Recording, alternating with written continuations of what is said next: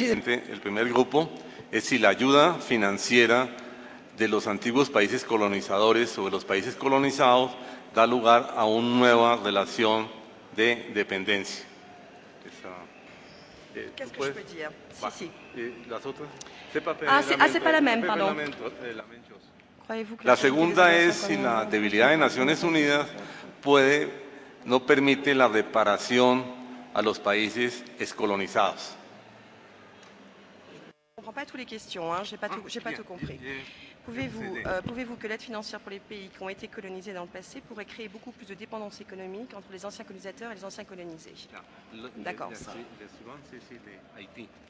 Je ne connais pas très bien Haïti. Mais je peux faire une... Qu'est-ce qu'on me demande? Ça, je peux dire quelque chose.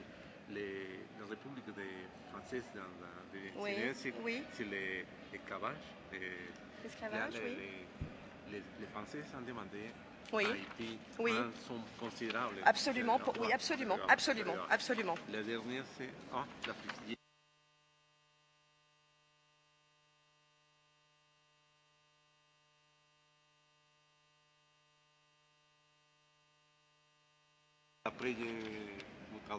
D'accord, alors. Donc, pour la fragilité, comme les Nations Unies empêchent la réparation matérielle et financière aux peuples qui ont vécu la colonisation. Je pense qu'il est fondamental que cette reconnaissance internationale, elle est très importante parce qu'elle prouve quand même, si vous voulez, elle reconnaît l'identité de ces peuples, qui n'a jamais été reconnue avant.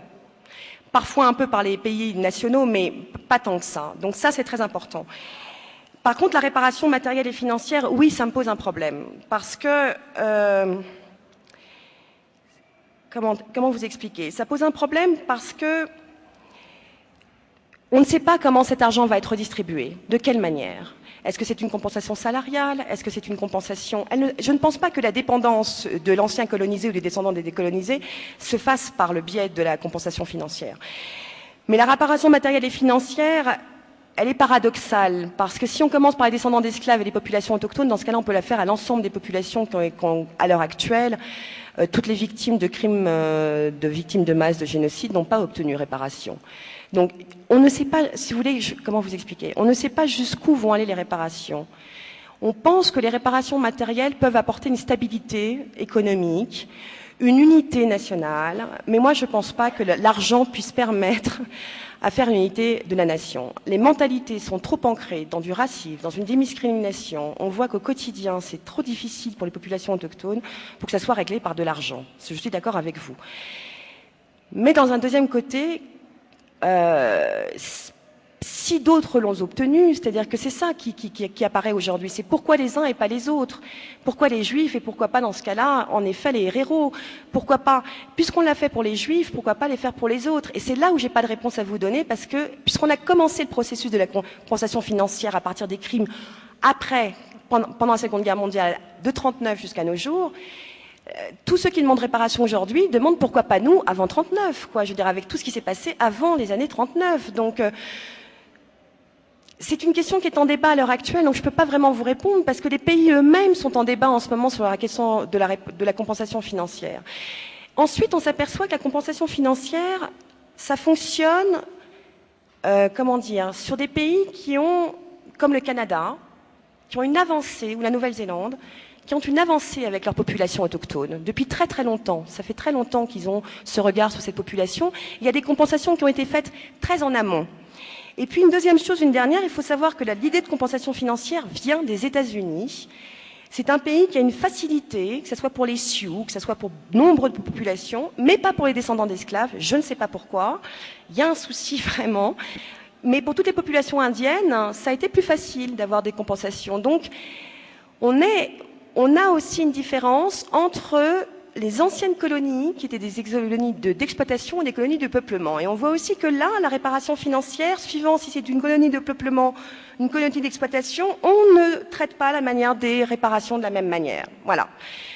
Donc, je ne sais pas, pour mon opinion personnelle, je vois que c'est très dur pour les descendants d'esclaves déjà d'obtenir des excuses que je trouve quand même complètement aberrants. Ils n'auront jamais gain de cause et je pense qu'ils n'auront jamais d'argent. Ça a été, je vous dis, réitéré par Obama. C'est niette, la France également. L'Allemagne a fait une toute petite ouverture en Namibie, là. C'est le seul pays européen à l'heure actuelle à avoir fait une compensation financière. Mais on est toujours, on ne sait pas comment c'est réparti, hein. On est encore dans un dubitatif, on est dans un flou. Voilà. Pour ce qui est d'Haïti, alors oui, c'est ce que je vous disais, ils ont payé très très cher leur indépendance. Ça, je ne sais pas, c'était des millions de francs, hein. Et ils en payent encore les pots cassés aujourd'hui. Mais pour les descendants d'esclaves noirs français, c'est une fierté, Haïti. Car c'est la première révolte réellement des descendants d'esclaves qui a réussi, même s'ils ont dû payer et qu'ils en payent aujourd'hui les pots cassés, parce que c'est quand même un État très pauvre. La satisfaction aujourd'hui de nos descendants, c'est un pays qu'on prend toujours en exemple. Toujours, toujours. Donc je ne sais pas quelle était la question plus précisément sur Haïti, mais la France ne pense sûrement pas à restituer l'argent aux Haïtiens. Ça, c'est hors de question. Voilà. Et la troisième? La dernière. Vous pouvez nous renseigner si le peuple gitan a le droit ou non à la réparation pour lequel il a vécu pendant la Seconde Guerre mondiale. Oui. Oui, je suis désolée, c'est parce qu'en fin de compte, on m'avait dit que j'avais 45 minutes pour parler, donc je travaille sur énormément de cas, hein. Je travaille sur les métis moralement, sur le cas du RRO de Namibie, sur les métis australiens aborigènes, je travaille également sur les Indiens d'Amérique, un tout petit peu sur les Mapuches, un peu sur les aborigènes d'Australie, et sur ce qui concerne les Roms et sur les gens de voyage, j'avais fait un papier il y a quelques années. Oui, il y a un souci avec les Roms, comme il y a un souci avec les homosexuels, comme il y a un souci avec les handicapés, sur les victimes de la Seconde Guerre mondiale. Non, à l'heure actuelle, les Roms n'ont rien, absolument rien. Il y a énormément de commissions sur les gens de voyage, parce que ce n'est pas que les Roms, hein, il n'y a pas que les Roms qui sont concernés par ce problème. Et on est dans un statu quo. Je vous renverrai en tout cas, pour la personne qui a posé la question, sur une femme qui travaille sur l'histoire des Tziganes européens, qui est excellente, c'est Henriette Asseo, qui est à l'école des hautes études en sciences sociales au centre de recherche historique où je travaille, et qui, elle, au quotidien, vraiment s'évertue à cette demande de réparation. Mais là encore, les Roms entre eux ne sont pas d'accord. La communauté Rome est très divisée. Nous avons des Roms roumains, nous avons des Roms yougoslaves, serbes, croates, et de toutes les... Donc, qui eux-mêmes ne sont pas d'accord. C'est des peuples nomades, ce qui fait que c'est très très compliqué. Sur la compensation, de savoir comment faire avec eux. Voilà. Merci beaucoup. Merci. Il y a une dernière. Vous connaissez la loi de Colombie sur la justice? Non. Sur l'amnistie et l'impunité? Ouais, non. J'ai travaillé là-dessus, mais je ne pourrais pas en dire plus. Merci. Había una última, si la profesora conocía la ley de justicia y paz en Colombia, ella...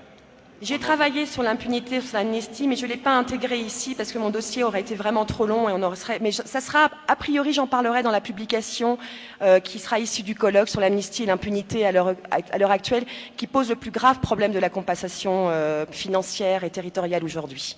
Merci. Merci à vous.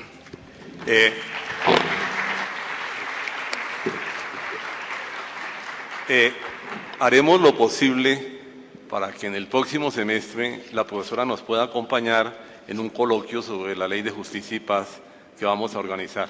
Usted está cordialmente invitada. Non, on va faire un colloque sur la loi de justice y paz.